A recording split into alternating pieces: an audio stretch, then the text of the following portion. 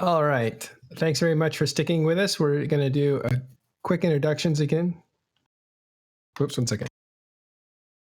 Hey, I'm Killer Flea from NC Dog. Hold on. All right, we had some technical problems due to heat.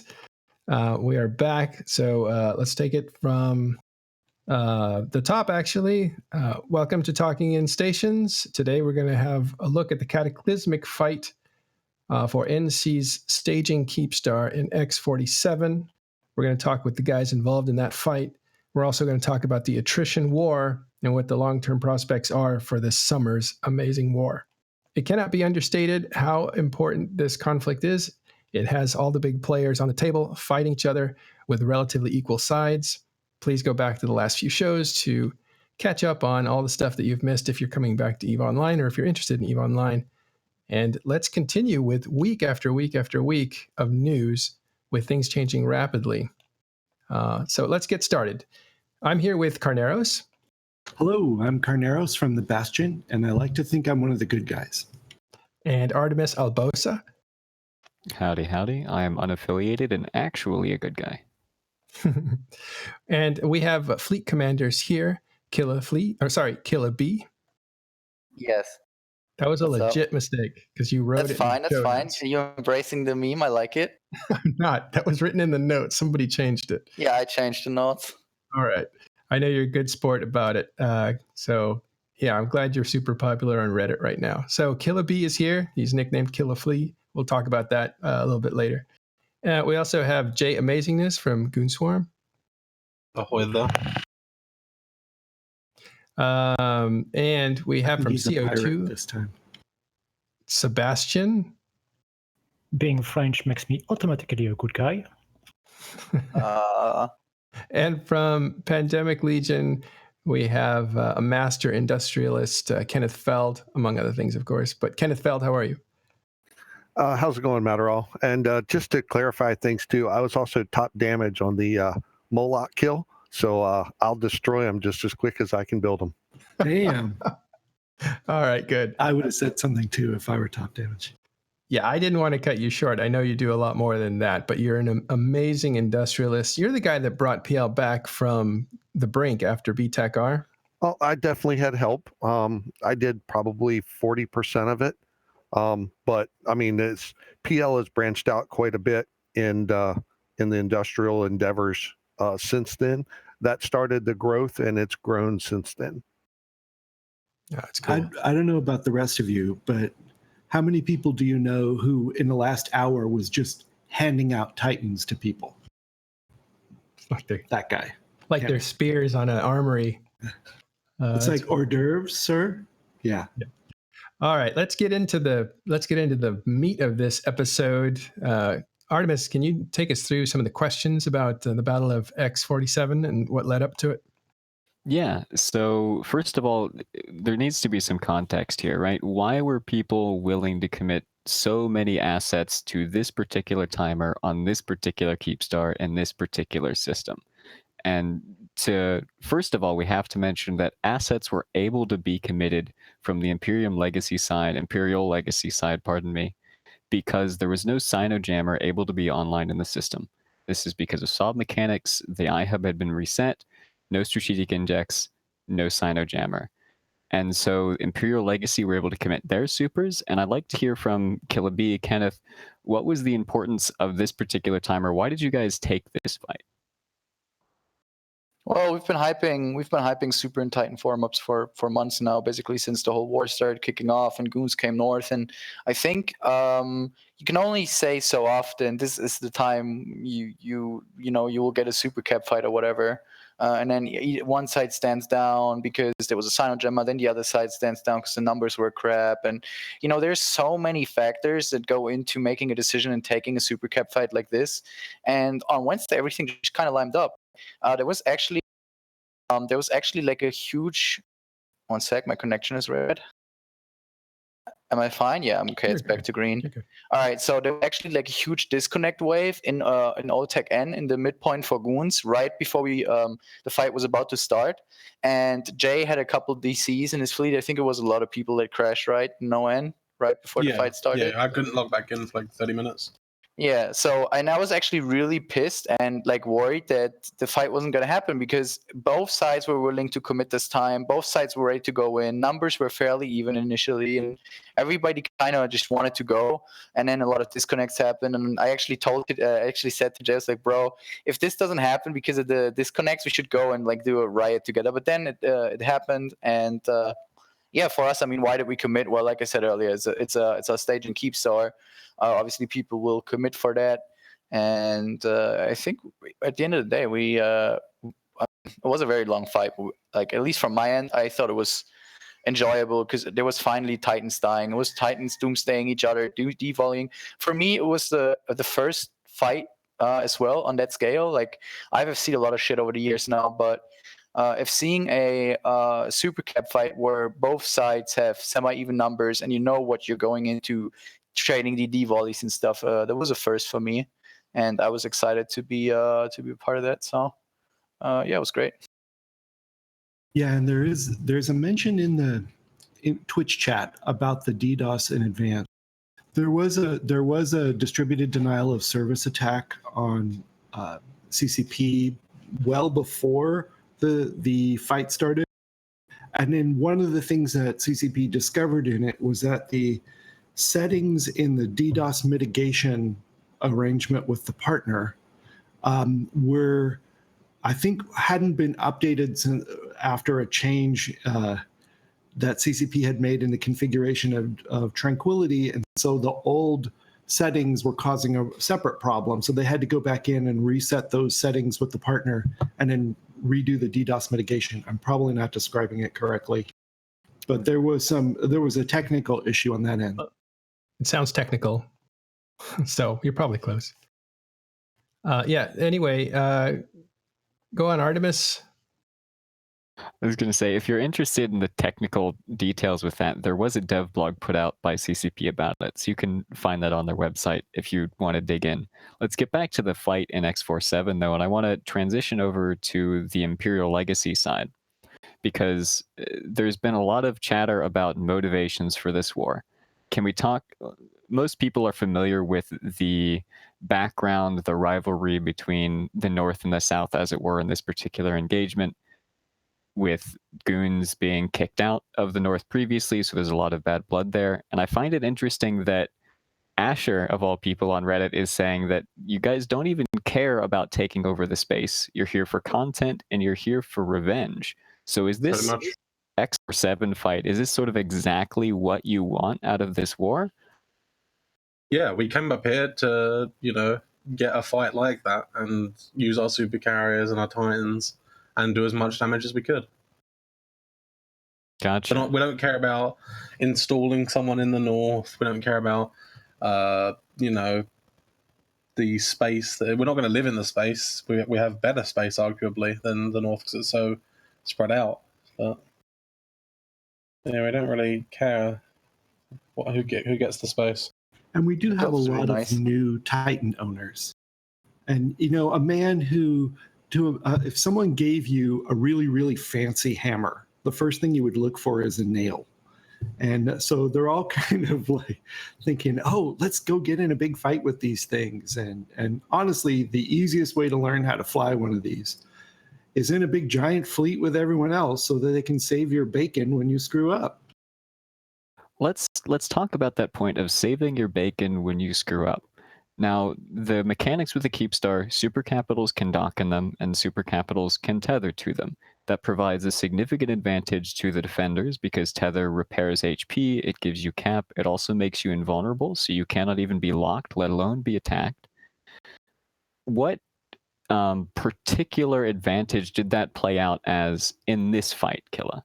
How did you guys utilize the tether that you had on your Keepstar to give yourselves an advantage? Oh, obviously, first of all, it didn't expose. Having our stuff tethered means that not everything is exposed at all times. So, for example, we only really need to untether the facts that we need to wrap. The rest could stay tethered.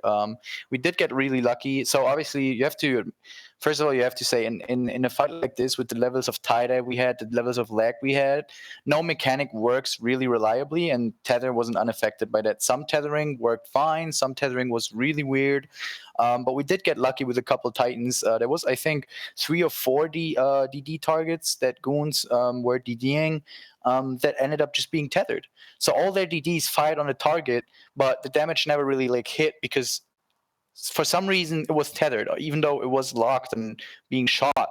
And that happened a couple times. And obviously, towards the end of the fight, when we decided to deaggress, it allowed us to basically just tell everybody to, stop shooting and then wait a while. And then people were able to dock up, and we could end the fight at our choosing. And, unlike goons who were committed, right? Like if the fight didn't go the way it did, and we held the upper hand at the end, then goons were sitting there in space, whereas we always had the ability to flee.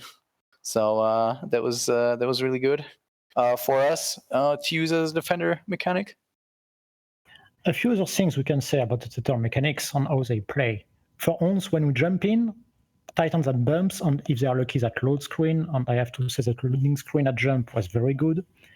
You see you are bumping, you can dock. A goon Titans that bumps toward us, well, he's dead, and I think we Doomsday 2 or 3 at the start. So that means you have a way out for a bump Titan at the jump in. Another thing is that our fleet is tethered. That means the first volley of Doomsday is for us, not for goons. That means goons have to Doomsday afterwards. And one of the interesting consequences of that was that later in the fight, we managed, as Kilabi said, to save several Titans, because when the goons are ready to Doomsday, ours are nearly at the end of their own aggression timer due to Doomsday. So the goons log them, start Doomsdaying. I was one of these Titans. And we stopped aggressing on the Tether, if we are lucky, catch us before the Doomsday damage land. So those are other advantages related to the tether. Let's talk about that tether mechanic in particular, because there are a few things that have to happen or not happen in order for you to tether. The ship itself that wants to tether can't have another locked target, and it also can't be scrammed or pointed in any way. And there's important, right? It can't be scrammed or pointed above its warp core strength.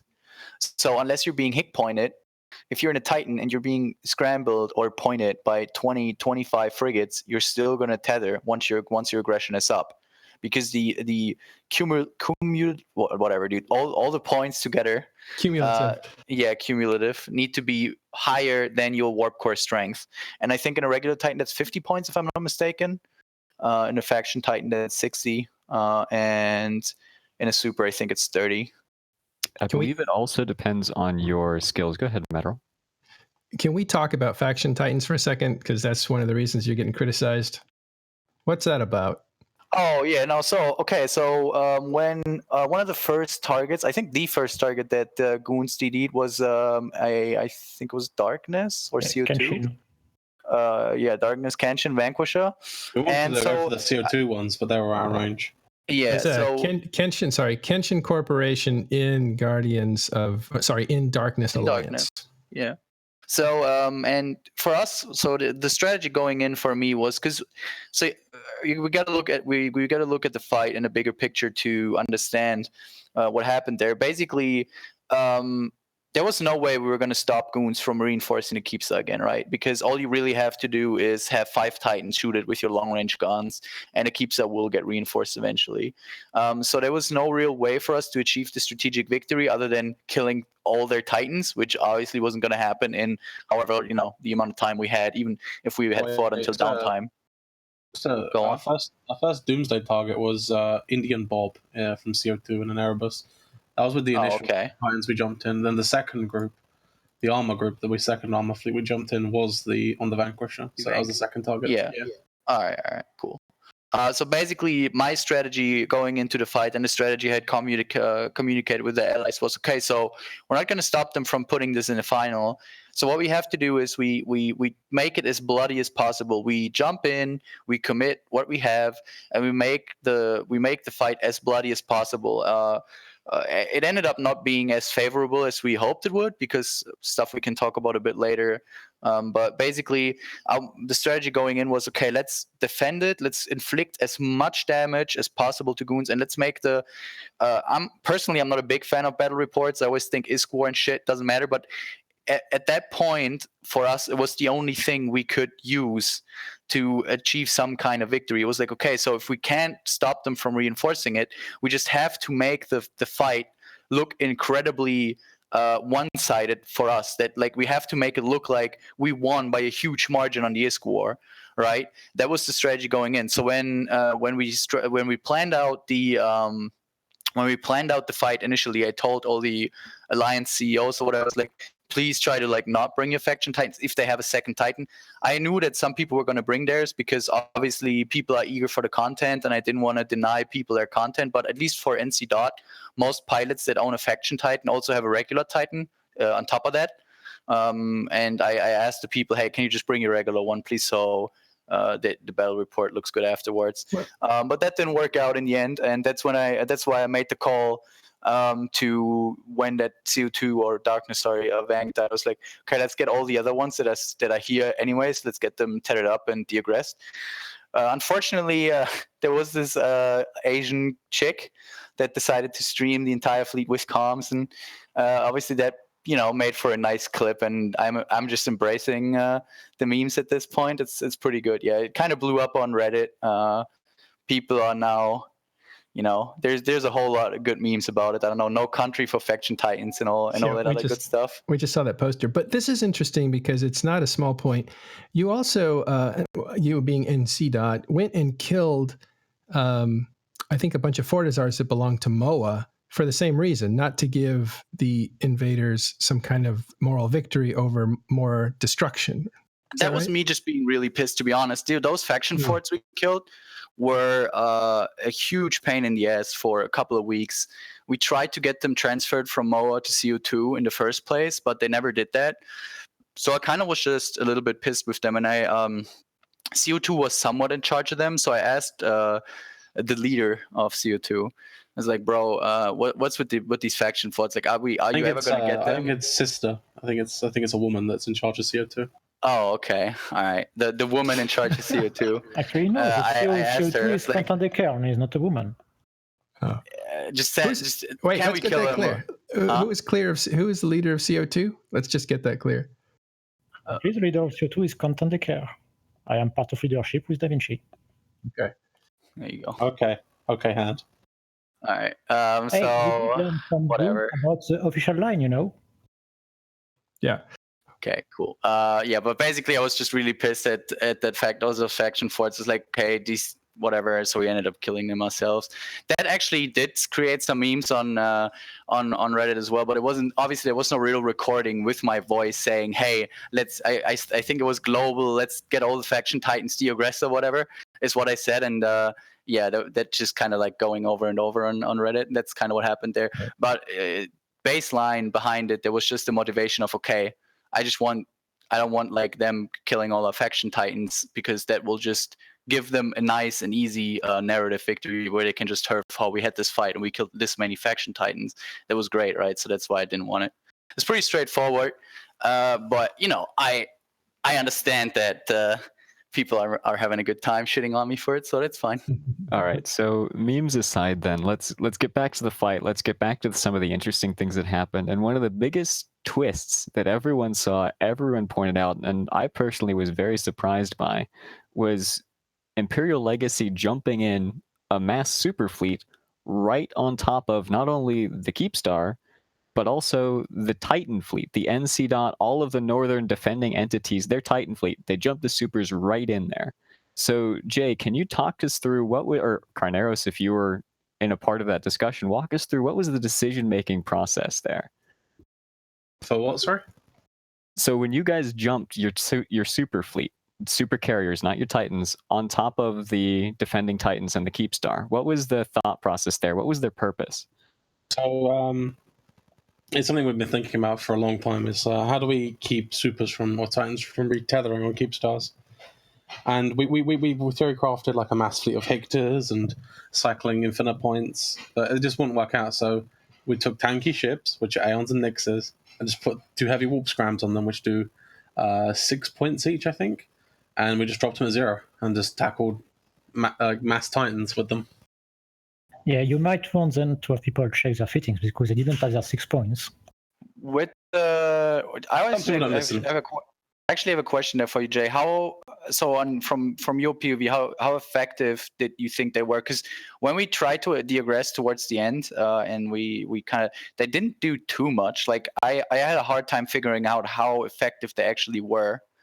Did you guys have some results that you would be willing to share there? It worked as well. It worked well, but it could have worked better because a lot of supers saw Salt Dragon in Avatar and just burned at him. I was like, yeah, I'm just going to tackle Salt Dragon. Yeah. It's like when you call for spread points and like everyone everybody points to one guy. Yeah. All right. But towards the end of the fight, though, when the server was working a lot better, we definitely took like 3 or 4 were just heavy tackled. Nice. Cool. Did the frigates bother you? No. Yeah, I figured that. Fucking ECM freaks.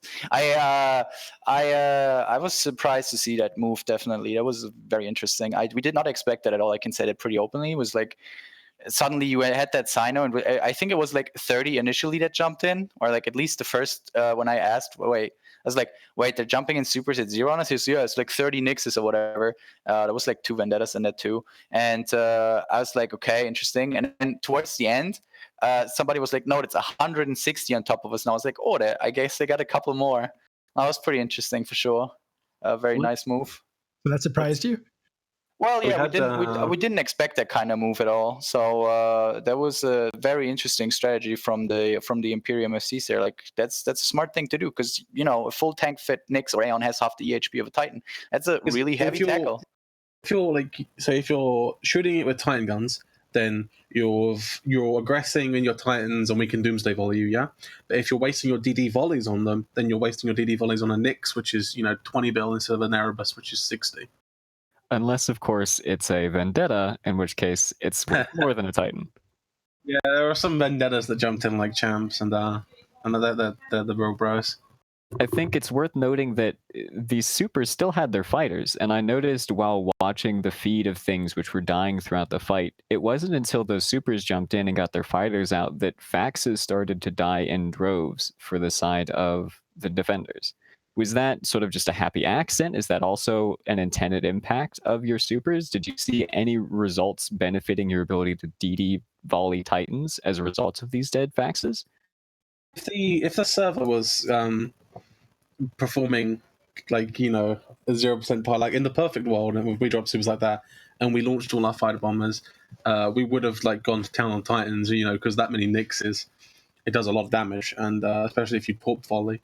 So we would have been killing Titans, but the server wasn't working the way we wanted it to. So we made the call to switch to faxes initially, and then when we dread bombed, I think NC Dot and friends counter dread bombed with like 120 dreads just to kill our dreads or whatever, and we just went on dreads, yeah. Let's talk about another mechanic that didn't exactly go as intended, and that was something that the defenders did to take advantage of the tether and the cap that they had received for it. So first of all, they fit active hardeners, which is something that the attackers did not. They had to fit full passive, which means their resists were lower, and also they couldn't overheat them. But you guys, Killa, you also fit capital emergency hull energizers, which for those who are unfamiliar, it was designed to make dreads able to withstand doomsdays, was the mechanic theory that CCP introduced it with. But what were you guys trying to use them for on your Titans, and how did it go for you?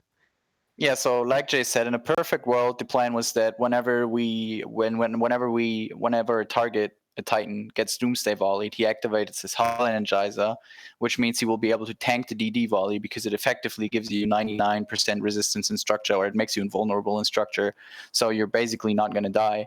The plan was to, whenever a Titan gets to devolleyed, for him to activate his Energizer, and we were hoping to get an edge that way in the DD volley trading. Because if you trade with DD volleys, you have to come up with something to trade more effectively than the enemy. But the Hull Energizers obviously were also affected by tie-dye, which means that When people were getting DD volleyed and tried to activate their Hull Energize, there was like a huge delay, and then it didn't work out at all, or something like that. Which so it ended up working way less effective than we hoped it would. But yeah, I mean, some Titans at least that's what my facts dudes told me and Doom told me. Is like some facts were definitely some tank were like safe. for example, Salt Dragon tanked a little bit. He tanked 14 million damage. Yeah. Like we put some like 50 DDs into him, and like he went back up to like 40% armor. Then like we just went fuck it and just put another couple. Everybody, into him. yeah. So the Hull Energizers were like a nice idea, and I think in a perfect world with 0% tie-dye, like Jay said, with their supers, they would be a huge deal. But unfortunately, in the tie-dye, they weren't as effective as we hoped. So yeah, we'll see if we go for them again. Interesting to notice that there's no way to test that, is there? Like the test server, you can't recreate these perfect conditions that you want to test, like that you'll be fighting in. So it's all theory. You basically, there's just one way to test it, and that's why these fights are huge, because you learn so much, right? Like as an FC, as a group, you learn so much from a fight like that. Yeah, we were talking about what we learned from these fights for years, like with BTK, you know. So it's because they happen so infrequently, it's a real good learning point for FCs on how the game works in that amount of tie-dye and lag. I also find it interesting how both sides are starting to look at some of the server hiccups that are happening and use that in a way as a strategic element. Do you find that that's happening? Yeah, I mean, you have to. It's actually something really interesting that people have been memeing about, at least in NC. for a while now. It feels like the FCs right now, when I'm planning a fight like X47, I'm not just planning North versus South. I'm also planning the players versus the server, right? And it's definitely something you have to take into account. Is all the tie-dye, the lags, will the node die? The node crash was something that we all kind of expected to happen, and I was really positively surprised that the node did not crash. CCP did put a lot of effort into that apparently, so that's nice. And it is also kind of funny because it is something that unites us, where like, okay, we're goons, NC. whatever, we fight each other, but then together we also kind of fight the server. And especially for us FCs, at least, we do it in the Blue Donut a lot. We talk about the tie-dye and the lag effects in these fights, and we're all kind of a little bit frustrated over it. But yeah, I'm pretty happy that X47 worked the way it did. It was okay to play, right? Like, it was a very long fight. There was a lot of DCs, don't get me wrong, but it was okay to play. I think Lady Scarlet was pretty not okay with how often she was knocked out of the game. Also, shout out to Panther X, mate of mine in Destructive Influence, who was part of that. Funny story, Matterall, actually. Yeah. When the call was made to target Panther X, I was like, oh no, that's Dice. It might be Matterall. We were trying to figure out if it was you or not. Yeah. You'll see me. I decided to make Matterall a Titan alt. Okay, so it will be Matterall. Okay. You will see the name Matterall as you aim and destroy my avatar. Or avatar. I think I'm going to use an avatar from now on, though. Yeah, because the survival rate's higher. Softer. Speaking of which, on survival rates, why were goons targeting so many avatars? I mean, of course, we killed a few of them, but for example, that Slice avatar, Raven, he survived. Just what we could lock. It was just what we could lock. That was the truth of it. Is the Erebuses? I don't know what was wrong with them, but maybe the people in avatars were firing their guns at something, and they were locking something, so they got tackled, and that's why we went for them. Something else with dropping the supers right on the Titan fleet too is you kind of take the Keepstar DD out of it, because you can target it, but then the jumps after that are all by mass. So any NC.Titans or NC.Family Titans that are untethered would take all the bounces of the DD as well. Yeah, so like, it 100% removed that, because if they were to be like, okay, we've got this Nyx down to 30% armor, let's DD with the Keepstar, then the Keepstar would bounce from that Nyx, probably kill it, and then bounce to another NC.Titan because it has more mass or whatever. And a similar argument could be made for why back we saw in the fights of UALX, why Legacy dropped their Dread Bomb right in the middle of the Super Blob. It wasn't necessarily just 0-on-0 on the faxes. It was so they couldn't be bosoned, which are more effective versus regular capitals than they are versus super capitals. That's a question I wanted to ask you guys in this interesting opportunity of having experienced Super Cap FCs. It's worth noting for our audience, if you haven't seen it, Rooks and Kings put out a new video. We won't talk about it too much, but in it, they discussed quite heavily what they called Lancer Squad, which were Titans who were trained extensively in how to use Doomsdays. And I noticed that on Serenity, they use Lance Doomsdays a whole lot more than we do here on TQ. Can we talk a bit about the difference between targeted Doomsdays, Lances, Bosons, and why you'd want to use one over the other, perhaps in context of the X-47 fight? Well, one of the first main differences is the launch. The launch of the target Doomsday is a max lock launch, so it's 300 kilometers. The main Titan bots tend to sit at that launch. The Lance is 200, the Reaper is 150. It wouldn't make sense to lol Reaper. Yeah, it wouldn't make sense to use like Lance or even Reapers in that situation because we're at 230 to 270 in range. So it just wouldn't be in range. Like Lances are really good at killing subcaps, and like maybe like a Dread Gang if they like all sign in on one Sino. But apart from that, I don't really see a game for them. Lance is incredibly narrow. Use. Yeah, to me, Lance is like a rifle. It's like a sniper shot. You got to be pretty good at aiming it, but it does a crap ton of damage. But a boson is more like a shotgun. You just fire in that general direction and it cones out, and it'll encompass a lot bigger area. And of course, the Lance is also indiscriminate. So if you have a wall, just imagine a fleet of 200 Titans lancing a target. Not only will they be damaging a lot of their own ships that are at the front of the blob, the fact that they are all in a big ball, all the lands don't have the same axis, right? So they will converge on a single point, but the rest of that point will be very small. Around that point, the damage will be spread, targets won't die. So it's really not efficient for these situations. So it sounds like collateral damage is a big thing you have to take into account when you're looking at these sort of Doomsdays. Let's talk about the collateral damage that came out of this X-47 fight. Just quickly recap, the timer's been pushed to halt timer. The majority of people, even Kayla has said it on air, that we expect this Keepstar will die. We've seen another Keepstar that previously belonged to GOTG be transferred to NC. At least reportedly. And we've also seen some other things happening. Let's talk quickly while we have you here, Kenneth. We saw some effects on the market coming out of this X-47 fight. Do you have any specifics that you can talk about there? It's just generally what you'd expect. A lot of the ore got bought out of JITA in a relatively short amount of time. The one thing that hasn't really been affected has been the index. And that's like if you take 100 Veldspar and you refine it, and what you get compared to the price of Tritanium, and that percentage is basically where the refined percentage sits at. The ore and the minerals went up roughly the same amount. Now, I think the minerals went up a little bit beforehand. I didn't track it that close, but they're still relatively close. But overall, they're more expensive, and there's a whole lot less in JITA. Delve on the INN stream during the fight, they were talking about number of hours of mining left in Delve to replace what they had. And they don't think that PanFam and NC. Have the ability to ramp up to that. I haven't built anything in quite some time. I was mainly selling off a few of my bridge Titans that I use. But I mean, if push comes to shove and we have to ramp back up, rest assured that there's a industry mechanism there ready to go. Aren't we at shove though?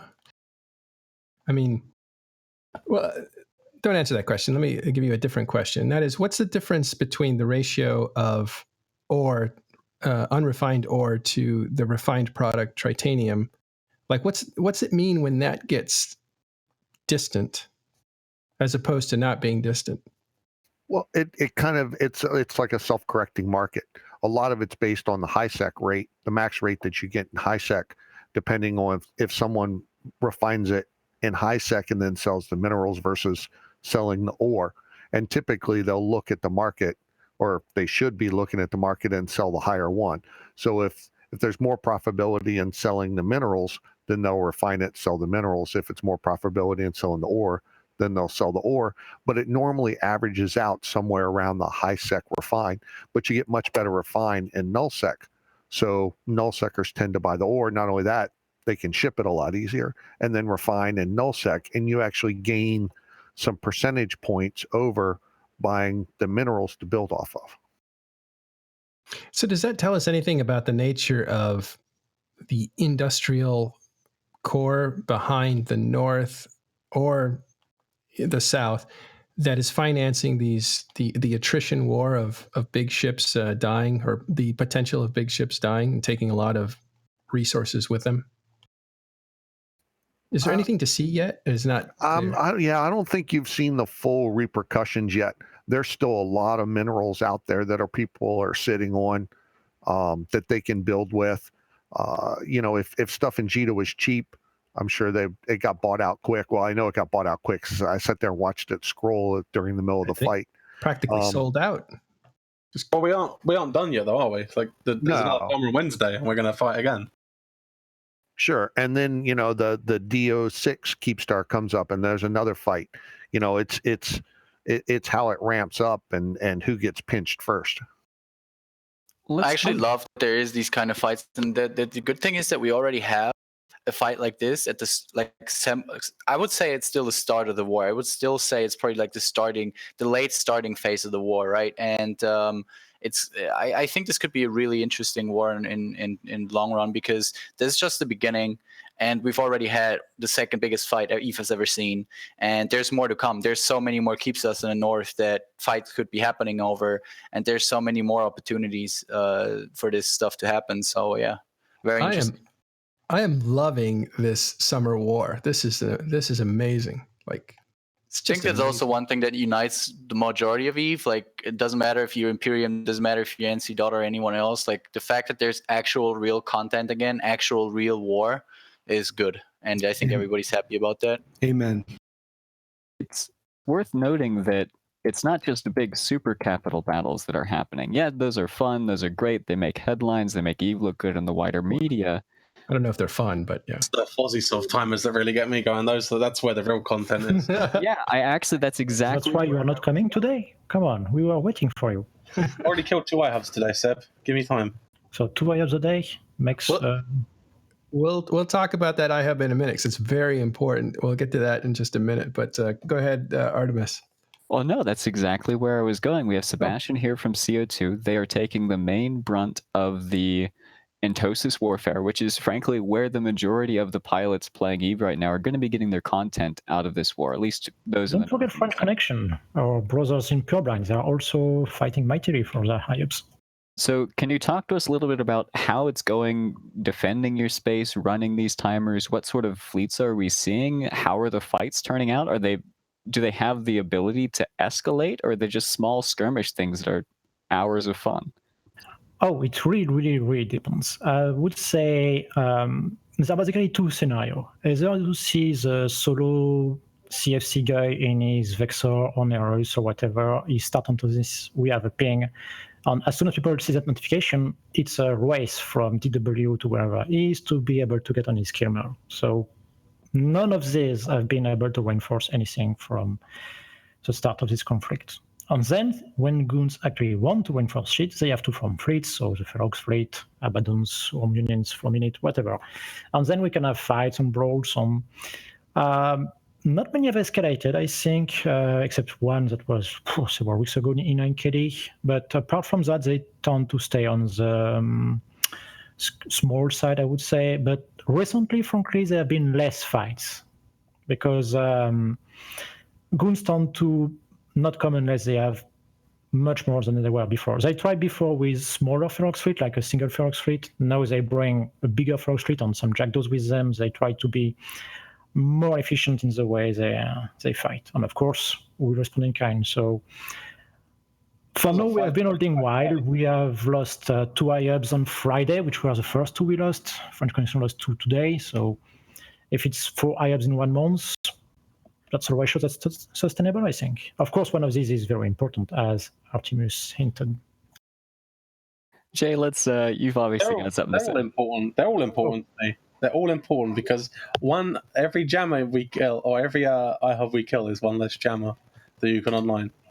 Oh yeah, but when you go down to the line, we are not using this space right now because of the war, right? So of course you can burn iHubs, that's value lost, that's ISK lost. Well, same as losing ships. So it's like saying that killing, let's say, 5 Baltecs is important. You can't trade space for time in that kind of war, you know. So. I don't really agree with that. I think that what Jay said is pretty much accurate. Like the one thing we have going for us so far was the jammers, and for the first 2-3 weeks it worked pretty nicely with the jammers. And now Goons have shifted their strategy because they did the right thing. They started going after the jammers, the iHubs, which is effectively going after the jammers. And that's how you have to play this. That's how we played it versus CO2 when we invaded Tribute. We struggled at the start as well of the Tribute invasion because of the Sino jammers, and we weren't really able to utilize our capital superiority with NC and PL. But then we shifted our strategy away from trying to brute force citadels and jammed systems, and we started going after the iHubs. And that's how you have to play this in the long run. The question now is, how well can we defend these iHubs? How long can we sustain the constant, fuzzies off timers? And that's again going into the whole like war of attrition thing that I think pretty much everybody agrees on. If we can hold them, it's how long we can hold them for. Yeah, exactly, right. Like that's the thing. Like at the end of the day, the only iHubs that really matter are those in the constellation with the Keepstar, staging Keepstar, for example, right? I mean, losing under a constellation of space that has no staging Keepstar. Yeah, but they killed the 7X one this morning. Yeah, that's the first one they actually killed. But it is a Keepstar, but not a staging one. I mean, they will probably reinforce it tonight or tomorrow. I don't know. I don't care. Maybe we'll fight for it. Maybe we won't. But again, that's just one Keepstar. So as far as the objective goes, that's, like you said, 200 and something billion ISK. Yeah, it's a nice kill mail. But that's not something that's going to change the course of the war.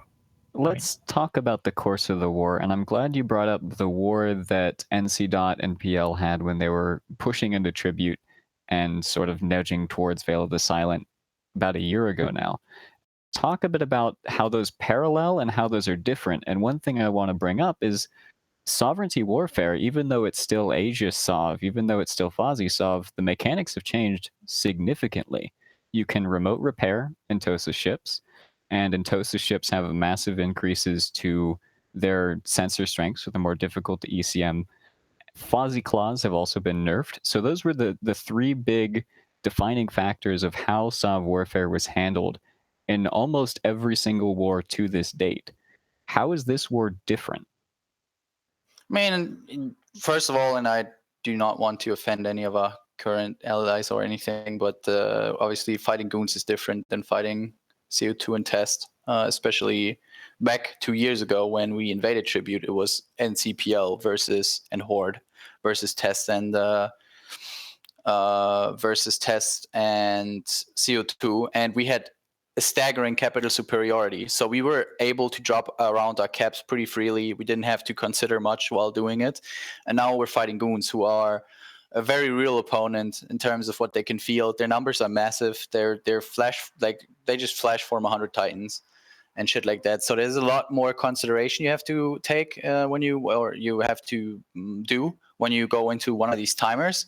But I think that most of it is pretty similar. I don't think there's that much indie shit going on. I think the Entosa's meta has somewhat shifted towards fast skirmishy doctrines. I think Munins are really great for Fuzzies off at the moment, depending on what your opponent brings, obviously.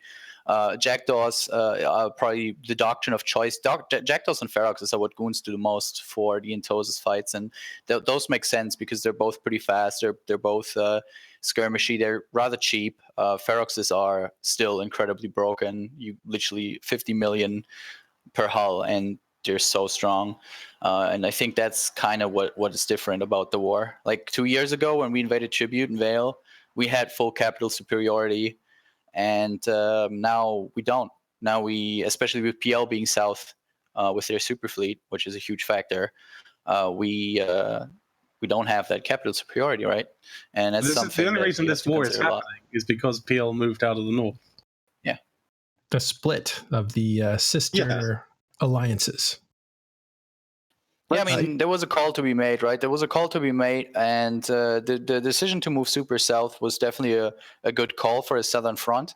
Unfortunately, the whole southern momentum has, since UALX, has kind of just gone away. Not really sure what the bros are doing down there at the moment, but yeah, Well, right now. It's also that, and it's also, like, do you really want to be sat inside Killer FC for 12 hours a day when the weather's like this outside? It's also another factor in it. Yeah, this is what's really weird is this is happening during the summer. Normally you have the big fights in January, which are culminations of the fall and winter, and then you have a big, meeting of the forces in around January. Like 3 of the biggest fights previous to this summer were basically late January. But this is happening in the summer. But it's not a normal summer either. It's a really, really warm summer for a lot of these folks. But what can you tell us, Carneros, or anybody about the fact that it's happening in the summer? Is there any precipitating factors? The normies want to go outside and have family. And BTEC-R had nothing to do with any time of year. It was simply a freaking glitch or didn't pay, whatever. It doesn't matter. Something didn't get paid and a TCU went boom. That could have happened. Yes, but no, because Head GP. Sorry, you're right. But Head GP happened right before that, and it's because 2 capital fleets were in proximity to one another. So something was going to happen. It just failed to happen in Head GP. And because it was an error, we were right, it triggered what was supposed to happen a couple days before. But there was still kind of a winter, everything masses up to a winter showdown. And this is totally different. It's so different on so many different levels. You have even teams, you have a lot of people putting a lot of stuff at risk, a lot of traveling, and it's all in the summer, which is very interesting. Another thing that's interesting is that, as Skella alluded to, this is happening on 2 fronts. So we've been talking a lot about the Northern Front. That's because that's where the massive Battle of X-47 happened. But things have been happening down on the Southern Front, although maybe not as quickly as Killa and his allies had liked, or perhaps going in the opposite direction, as he referenced. So let's talk quickly. We don't have anybody who is active in that war zone that I know of on the show. So let's just quickly recap what's happened down there since the last show. So since the Battle of UALX, we've had... Well, no, it's absolutely not nothing. We've had massive Slav initiatives being taken care of, right? There is definitely a shift of momentum from the attacker side to the defender side. They're pushing back. They're starting to take Sov back. Which one's attacker and which one's defender? Thank you for asking. The defenders are Imperial Legacy, in particular the legacy component of that, which is Test, Brave, etc. And then the attackers, some people call them the Holy Meteorite Coalition. So you've got Lumpy, you've got Fraternity, you've got PL who moved down, you've got Triumvirate, thank you. We've got Skill Yourself, the people who helped push the DRF out of the East. So still massive groups with a lot of weight behind them, having this completely sort of tied together but separate geographically war happening. And another interesting thing to note is that in this war, it seems to have just gone missed. Another Keepstar has been anchored, from what I hear. A Keepstar was anchored in Tenerifis by Blades of Grass, of all people, this week. Yeah, they're not a top tier participant and have fewer eyes on them at the moment. No offense, their size makes them different. So we have a lot going on in the South. I'm going to wrap it up. And so the war is continuing on both fronts. But since we have Northerners here, I want to get to predictions before we wrap up the show. Like where do they think things are going? Because very funny that Killa B is, in my view, or at least at the beginning of the show, wasn't really spinning. He was saying this is an important Keepstar, when in fact, this NC staging Keepstar may not be as important as it would seem normally. And that's the point that Jay Amazingness made. So I do want to ask them now, like in a candid way, like where they think this is going to go and what to look for in the future. and that kind of is open to anybody. Like, Well, I don't think anyone thinks it's going to live. I mean, that's a proven mechanic, no matter tie-dye or not. The timer is so early that it will die before downtime. The only thing that can save it at this point is a server crash. yeah, that Are would you actually be predicting terrible. about the fight or about the war in general? Because I think the war is going to go on for a while still. Well, This is not going to be a short war, from what I can tell. It's going to go on, and I have to admit that I'm happy about that. why do you think it's going to go on, though? I mean, is there no sign of a killing strike in here or anything like that? A fatal cascade? Do you want conditions of victory? Is that what you want, Matterall? Dude, make me steal some shit. COGG to collapse and CO2 to have 0 members. That's our end goal. And hand over All right. Big X's Interesting. wife. Can we make that a formal agreement, Jay? I just want to go play the new WoW expansion, dude. Leave me alone. No, wait a I'm not minute. high This enough on is the chain to make agreements. where, we're talking about agreements and diplomatic struggles. Can I find some kind of wiggle room so you guys don't destroy the sanctuary keep stars that I'm working very hard to keep alive? We'll talk after the show. Talk to Marana. Okay. Oh, great. She and I are good friends, but frenemies. I do want to say that Kenneth was right. I mean, this thing, and I think Killaby said the same thing. This Keepstar will probably not survive. But beyond that, I really think that is this really unpredictable as it seems?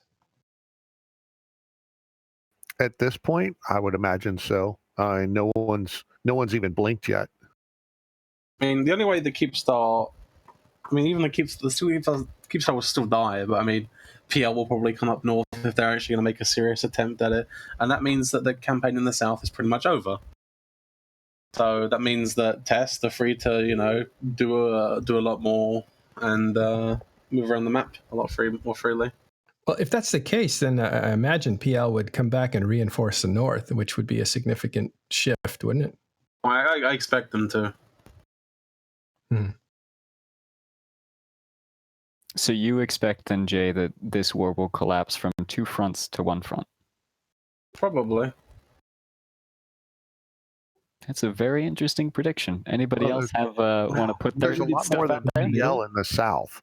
So where PL goes doesn't necessarily mean that any front's going to go away. Yeah, but I mean, if you were to go to the north, you would see a massive drop in your fleet participation. I think people would realize that they're home and that, maybe, logging in once every 3 weeks on my super isn't that fun. And they just wouldn't show up. Yeah. All right. Well, let's move to stuff where I think everyone should be showing up, even though we've had lackluster attendance as of late, and that's the Alliance Tournament. It's worth noting that an upcoming match at 1740, so just here in 17 minutes, we've got Northern Coalition facing off against Pandemic Legion. Highly recommend you guys go and check that out. For drama, not to mention the fact that these are both seasoned teams, both expected to do relatively well in the tournament, so we should have some pretty high-level, high-quality fights going on there. So recommend you go and check out later today the Tuskers versus Exodus. Once again, 2 AT heavyweights facing off at 1840. Also, we've got Castabouts versus A Band Apart facing off at 1920. And I'll highlight this match because these are both 2 quirky teams who tend to do weird things, but they're also just consistently okay and good at the Alliance Tournament. So that's going to be a fun one to watch. If you haven't been keeping up with the Alliance Tournament, watching every match, I'd recommend you go back to last Saturday's matches and check out Losechnia Slopen versus Slice. We've got a VOD link for you on that one. Also, Test Alliance Please Ignore versus Goonswarm, because of course, why wouldn't you go and see that? And No Vacancies versus Few was also a fantastic match I recommend people go check out. Links to all those will be in the show notes for the podcast. And the stream for the Alliance Tournament is happening right now. So as soon as this podcast is off air, head over there, check out the fights. Any other final concluding words from people? Yeah. They want to We're make? not quite there yet. We're not quite there yet. I want to do a little bit more of this. Sorry, we have good people here. We have in public channel. We have Apple Pear and Villy too waiting. But after the show, we'll all jump into public, and you guys as fans can jump into Discord, TIS to join us and talk about all the stuff that was on the show and more. If you have questions, these guys are very public friendly, so that's good. But before we go, I do want to jump a little bit into the war of attrition, which we brought up earlier, because the horizon looks like the Empire Builders and the Imperium are in a much better position to last longer than the Northern Front or Pandemic Legion in the South with Skill U and that stuff. We're talking about lifestyles. You have the mercenary lifestyle of the North and the Empire Builders in the South, and that's what we're seeing is the collision of philosophies on how to win this game. Well, the North, I see the North as being also have to factor in the rental empire, because they have a massive rental empire, and that provides them some mitigation for the Delve industrial empire. So there's a little bit of a balancing factor there. I may be on drugs, but that's my gut reaction. You're right. Mercenary lifestyle has income properties to it, and a lot of that is kind of extortion and renting. It's one or the other, depends on how you look at it. You guys are from all parts of this game. How do you think this is going to play out, or is it as big a deal as it seems? I can only talk for NCDOT, but we're pretty good on money. So I don't know how well CO2 and GOTG, or Dead as they call themselves now, cope losing stuff like we do. But yeah, we're pretty flooded with cash. So for us, we could do this for a while. Our money mostly so I guess the goons have a lot of like value in assets, like they also have lots of Liquidisk, of course, but they also have like huge stockpiles of stuff, and I'm sure Aerith has worked pretty hard to build those up, but NCDOT's money is mostly in just cash, and we have a lot of it, so we'll see. I think at least for us, I can only speak for NCDOT.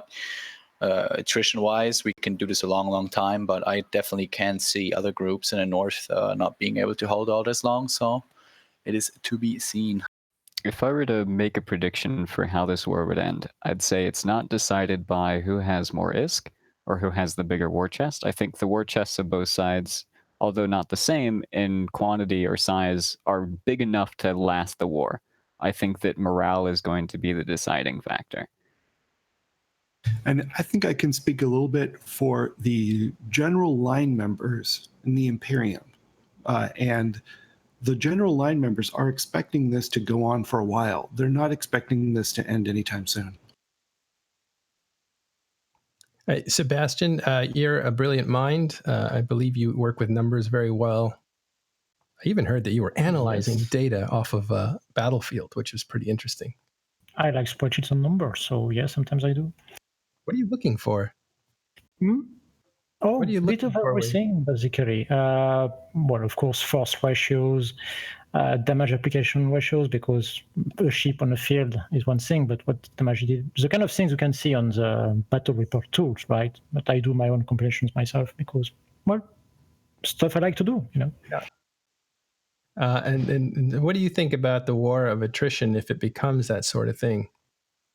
History has proven that one side lose not when they're out of money, not when they're out of space, but when they stop undocking to fight. And that's all there is to this game in the end. If you don't want to undock and fight anymore, you have lost. As long as you have the will to undock and fight, you are still in the fight. Well said. All right. Good enough place to end the show. Sorry about the technical problems earlier in the show. Thank you, Artemis, for taking us through the stuff that's going on in this Northern Front and also in the Alliance tournament. If there is nothing else, I do want to plug one thing. I'll throw it to Carneros. What's going on the 18th? If you're in Southern California on Saturday, the 18th of August at 8 o'clock in the morning, they're opening the bar early for us. We're going to watch our monthly Eve player meetup is going to be an AT watching party. So come on out and join us finals weekend, Saturday the 18th at Kaminsky's Barbecue in Poway. Thank you. I will be there, and I'm driving Gobbins down with me. Yay! And Lady Scarlet will be there too. So if you want to come meet us, that is going to be as We'll fun a have place. a great time. We'll have a great time. Yeah. Day drinking. There's food, Alliance tournament, some big names, Gobbins and Lady Scarlet. It'll be a good time. If you're in the San Diego or Los Angeles area, you should definitely come down. Maybe we can drag Dunk Dinkle down there with us, or the Pope. All right. Well, thanks very much for sticking with us today. That is all that we are going to have time for this week. And God, every week is so different from the last. I am glad to be back on vacation. Thank you, Artemis, for holding down the fort. Thank you, Carneros. Thank you, our guests today, Killa B, Jay Amazingness, Kenneth Feld, and of course, Sebastian St. Fruskin. Thank you guys very much. We will be back next week, but that's all we have on this episode of Talking in Stations. Go watch AT.